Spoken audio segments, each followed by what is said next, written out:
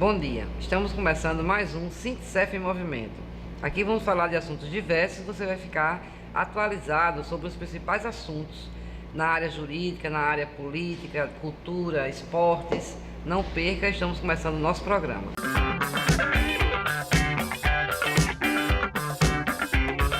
Nosso bom dia agora com o Valério, nosso assessor político. Bom dia, Valério. Temos aí pendendo sobre nossas cabeças de toda a população brasileira, de toda a classe trabalhadora, toda a população não, a classe trabalhadora, principalmente a menos favorecida, né? Um projeto de reforma da Previdência que é uma coisa desastrosa para o trabalhador, né? O que é que você quer falar sobre isso? Bom dia a todos os filiados e filiadas do Sintcef e a população em geral. Essa é uma velha retórica, né, de fazer mudanças, fazer reformas com um discurso de que a Previdência está quebrada e que se não fizer a reforma da Previdência, o país entrará em crise. Primeiro, eles fizeram uma reforma trabalhista, dizendo que iria gerar milhões de empregos. Pergunta à população, gerou emprego? A reforma trabalhista gerou emprego? Trouxe dividendos para a população? Trouxe dividendos para a população? Gerou emprego para a população, para a classe trabalhadora? Não gerou. Muito pelo contrário, o desemprego continuou e o salário foram reduzidos e as relações de trabalho precarizadas. Hoje, um trabalhador, para ele trabalhar para alguma empresa, ele tem que abrir uma firma, ele tem que instituir uma pessoa jurídica, não tem direito a férias, não tem direito a FGTS, não tem direito a 13º. Quando ele sai, ele só recebe o seu salário. Isso é o que se chama de PJ, pessoa jurídica.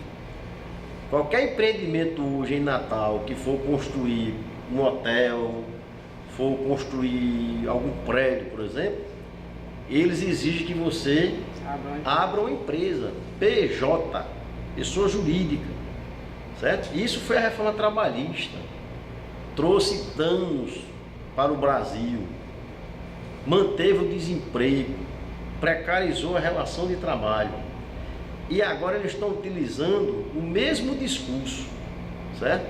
Inclusive assim, entre eles dizem o seguinte: é preciso divulgar na mídia que a reforma da Previdência é benéfica para a sociedade brasileira. A mesma coisa era com a reforma trabalhista. Né? E eles diziam o quê? Que quem estava combatendo a reforma trabalhista estava mentindo.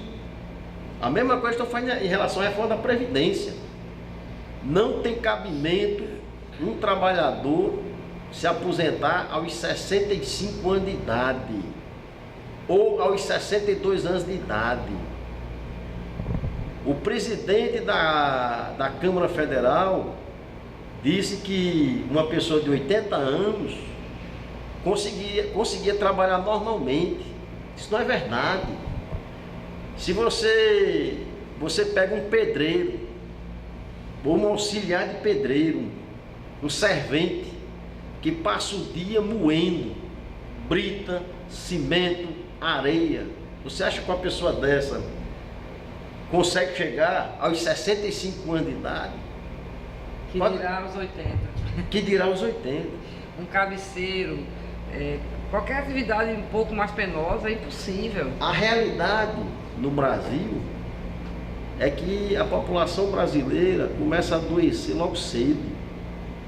Quando chega aos 50 anos, começa a entrar no medicamento, tomando 1, 2, 3. Quando está com 60 anos, está tomando 8, 10 comprimidos. Essa é a realidade do povo brasileiro. Que não é a realidade da elite política. Isso, é isso que eu ia falar. A elite política desse país é preguiçosa. É preguiçosa. E isso vem de forma hereditária. O presidente da Câmara Federal é filho de quem? De um político. Não é verdade? O presidente da República é político há quantos mandatos? E os filhos? As oligarquias nos estados. Nós sabemos que tem filho de político que assume determinados cargos em órgãos do Rio Grande do Norte, que o camarada, essa pessoa está num órgão desse há quase 30 anos, ou seja, começou novo, nunca trabalhou, a não ser vivendo de cargo comissionado por indicação de políticos. Essas pessoas com certeza vão viver 80 anos, 90 anos. Mas o trabalhador... Como você tem dentro do parlamento um monte de políticos com essa idade. Exatamente. Então, as pessoas que realmente trabalham, que vivem do seu suor, que vivem dentro da sala de aula, que vivem dentro dos hospitais, que vivem na labuta diária, que bate ponto, essas pessoas aí, elas não conseguem chegar aos 80 anos. É muito difícil. Então, a reforma da Previdência, quando ela aumenta essa idade, ela está dizendo o seguinte: você não vai ter direito de se aposentar, você vai pagar a Previdência e não vai poder usufruir, porque a Previdência está em crise, existe um déficit. E aí, é culpa do trabalhador ou é culpa das mais gestões que estabeleceram dentro da Previdência? Vamos fazer a CPI da Previdência? Não faz. Para saber onde foi parar o dinheiro? Pode até acontecer nesse momento em que você tenha mais inativos do que ativos, mas nunca foi assim. A Previdência, o normal dela sempre teve mais ativos do que inativos. Mas precisamos inclusive checar isso, se isso procede essa informação. Que eu li na Folha de São Paulo, que diz que em vários estados existe mais inativos do que ativos. Nós precisamos checar essa informação. O grande problema é que a Previdência é uma caixa preta. Você não consegue ter informações da Previdência. Agora, grande sonegação, você pega, por exemplo, nos municípios, a boa parte dos municípios desconta e não repassa para a Previdência, e isso fica impune. As grandes empresas, então sonegação é um aspecto importante a ser abordado e para suprir, inclusive, vamos dizer, essa pseudo déficit da Previdência, certo? Mas como o tempo aqui é muito curto, nós vamos desenvolver mais esse tema nos próximos programas. Ok, só quero, antes de finalizar, lembrar que esse projeto ele é pior do que o que foi rechaçado pela população, né? Que foi apresentado por Temer. Esse é ainda pior, viu? Atenção, população. Muito pior, e vamos fazer uma grande campanha contra a reforma da Previdência. Com certeza. Obrigada, Valério. Eu que agradeço.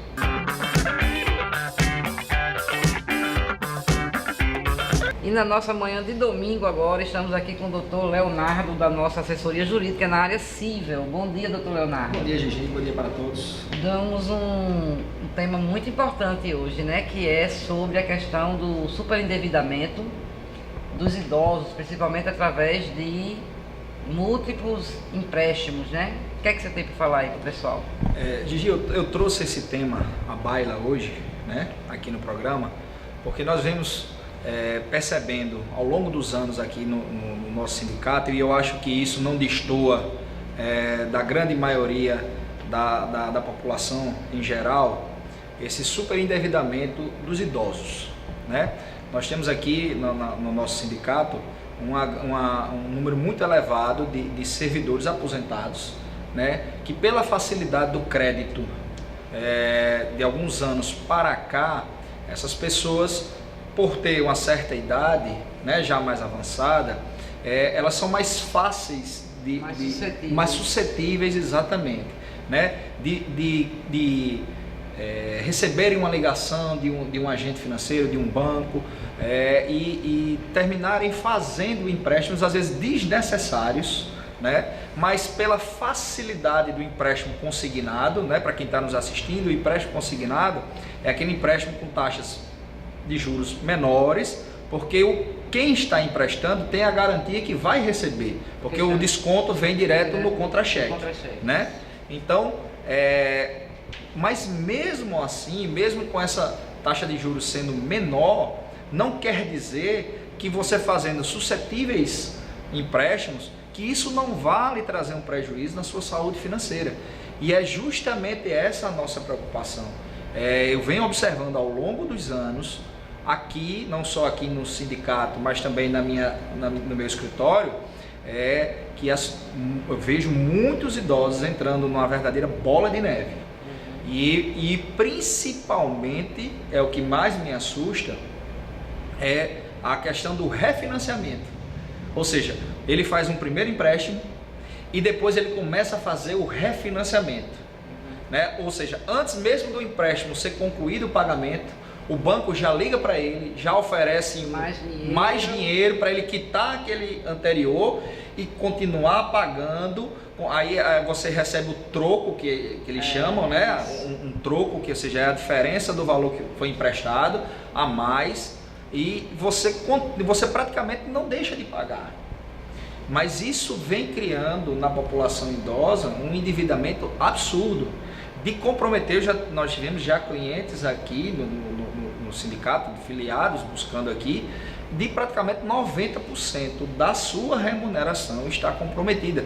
Porque assim, pela lei, os empréstimos consignados só podem alcançar 30% da remuneração do servidor. Porém, o CDC, que é outro tipo de empréstimo, este não tem limite. Então, quando a instituição financeira começa a ofertar para esse idoso o empréstimo consignado e ele atinge a margem de 30%, ele já não pode mais, eles começam a ofertar o CDC. E o pobre do idoso não sabe dessa diferença, porque ele não tem o hábito. Ele acha que só vai ser descontado 30% da sua renda. Exato. Nós já tivemos muita demanda aqui. Exato. Olha, porque diz que é só 30% e o meu tá levando quase todo, né? Exatamente. Ele fez o empréstimo, de fato, recebeu. Mas é porque ele não tem esse conhecimento. É mais fácil a pessoa idosa ela ser levada ao erro. É muito mais fácil.